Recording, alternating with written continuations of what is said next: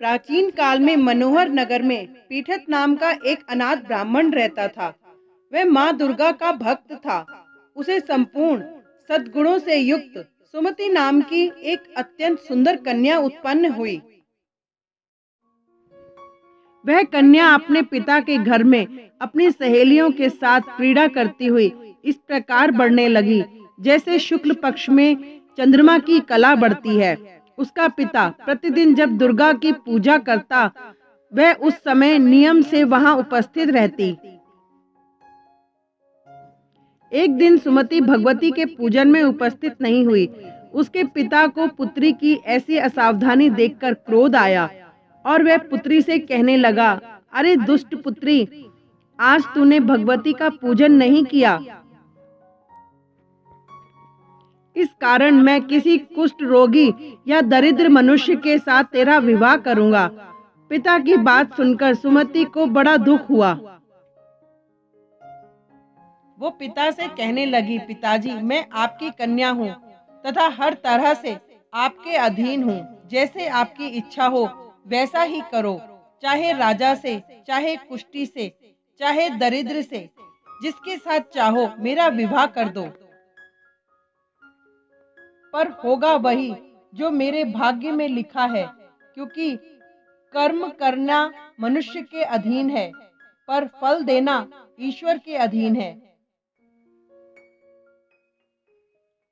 कन्या के निर्भयता से कहे हुए वचन सुन उस ब्राह्मण ने क्रोधित हो अपनी कन्या का विवाह एक कुष्ठी के साथ कर दिया और अत्यंत क्रोधित हो पुत्री से कहने लगा, हे पुत्री, अपने कर्म का फल भोगो। देखें भाग्य के भरोसे रहकर क्या करती हो। पिता के ऐसे कटु वचनों को सुन सुमति मन में विचार करने लगी, अहो मेरा बड़ा दुर्भाग्य है जिससे मुझे ऐसा पति मिला। इस तरह अपने दुख का विचार करती हुई वह कन्या अपने पति के साथ वन में चली गई और डरावने कुशायुक्त उस निर्जन वन में उन्होंने वो रात बड़े कष्ट से व्यतीत की। उस गरीब बालिका की ऐसी दशा देख देवी भगवती ने पूर्व पुण्य के प्रभाव से प्रकट हो सुमति से कहा, हे दीन ब्राह्मणी, मैं तुझसे प्रसन्न हूँ। तुम जो चाहो सो वरदान मांग सकती हो। भगवती दुर्गा का यह वचन सुन ब्राह्मणी ने कहा, आप कौन हैं? वह सब मुझसे कहो। ब्राह्मणी का ऐसा वचन सुन देवी ने कहा कि मैं आदि शक्ति भगवती हूँ और मैं ही ब्रह्म विद्या व सरस्वती हूँ। प्रसन्न होने पर मैं प्राणियों का दुख दूर कर उनको सुख प्रदान करती हूँ।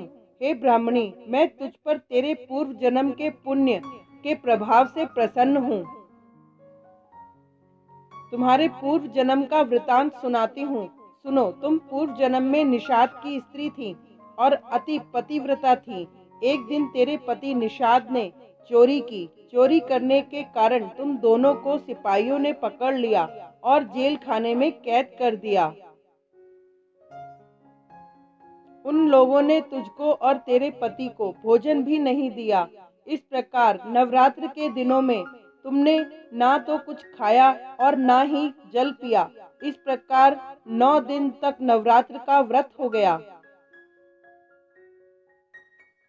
हे ब्राह्मणी, उन दिनों में जो व्रत हुआ, इस व्रत के प्रभाव से प्रसन्न होकर मैं तुझे मनोवांछित वर देती हूँ। तुम्हारी जो इच्छा हो सो मांगो। इस प्रकार दुर्गा के वचन सुन ब्राह्मणी बोली, अगर आप मुझ पर प्रसन्न हैं तो हे दुर्गे, मैं आपको प्रणाम करती हूँ। कृपा करके मेरे पति का कोढ़ दूर करो। देवी ने कहा, उन दिनों तुमने जो व्रत किया था, उस व्रत का एक दिन का पुण्य पति का कोढ़ दूर करने के लिए अर्पित करो। उस पुण्य के प्रभाव से तेरा पति ठीक हो जाएगा। इस प्रकार देवी के वचन सुन वह ब्राह्मणी प्रसन्न हुई और पति को निरोग करने की इच्छा से जब उसने तथास्तु ऐसा वचन कहा, तब उसके पति का शरीर भगवती दुर्गा की कृपा से कुष्ठ रोग से रहित हो गया। वह ब्राह्मणी पति को देख देवी की स्तुति करने लगी।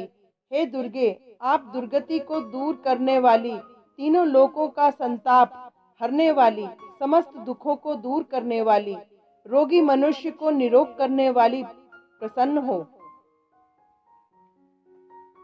मनोवांछित वर देने वाली और दुष्टों का नाश करने वाली जगत की माता हो। हे अम्बे, मुझ निरपराध अबला को मेरे पिता ने कुष्ठी मनुष्य के साथ विवाह कर घर से निकाल दिया। पिता से तिरस्कृत निर्जन वन में विचर रही हूँ।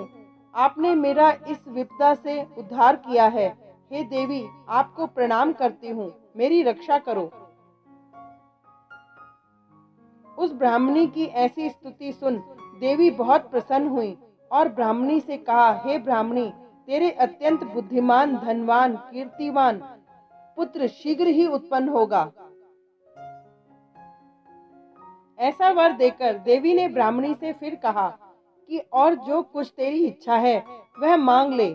सुमति ने कहा कि हे भगवती दुर्गे, अगर आप मुझ पर प्रसन्न हैं तो कृपा मुझे नवरात्र व्रत की विधि का विस्तार से वर्णन करें।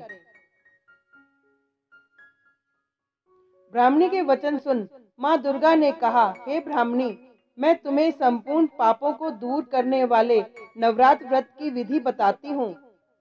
अश्विन मास के शुक्ल पक्ष की प्रतिपदा से लेकर 9 दिन व्रत करें। यदि दिन भर का व्रत न कर सकें तो एक समय भोजन करें। शुभ मुहूर्त में घट स्थापना करें और वाटिका बनाकर उसको प्रतिदिन जल से सींचें। महाकाली, महालक्ष्मी और महासरस्वती की मूर्तियां स्थापित कर उनकी विधि सहित पूजा करें। विजोरा के फल से अर्घ्य देने से रूप की प्राप्ति होती है।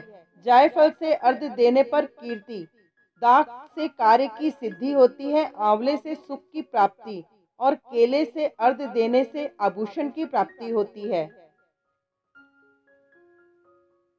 इस प्रकार पुष्पों व फलों से अर्घ्य देकर व्रत समाप्त होने पर 9वें दिन विधि विधान हवन करें।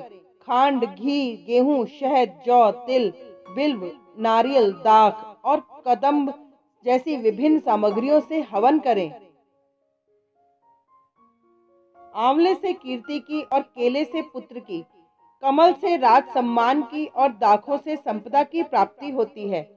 खांड, घी, नारियल, शहद, जौ और तिल तथा फलों से हवन करने से मनोवांछित वस्तु की प्राप्ति होती है। व्रत करने वाला मनुष्य इस विधि विधान से हवन कर आचार्य को अत्यंत नम्रता के साथ प्रणाम करे और यज्ञ की सिद्धि के लिए उसे दक्षिणा दे। इस प्रकार बताई हुई विधि के अनुसार जो व्यक्ति व्रत करता है उसके सब मनोरथ सिद्ध होते हैं। इसमें तनिक भी संदेह नहीं है। इन 9 दिनों में जो कुछ दान आदि दिया जाता है उसका करोड़ों गुना फल मिलता है। इस नवरात्र व्रत करने से अश्वमेघ यज्ञ का फल मिलता है। हे ब्राह्मणी, इस संपूर्ण कामनाओं को पूर्ण करने वाले उत्तम व्रत को तीर्थ, मंदिर अथवा घर में विधि विधान के अनुसार करें। इस प्रकार ब्राह्मणी को नवरात्र व्रत की विधि व फल बताकर देवी अंतर्ध्यान हो गईं। अतः जो मनुष्य या स्त्री इस व्रत को भक्ति पूर्वक करता है वह इस लोक में सुख प्राप्त कर अंत में मोक्ष की प्राप्ति करता है। जय माता दी।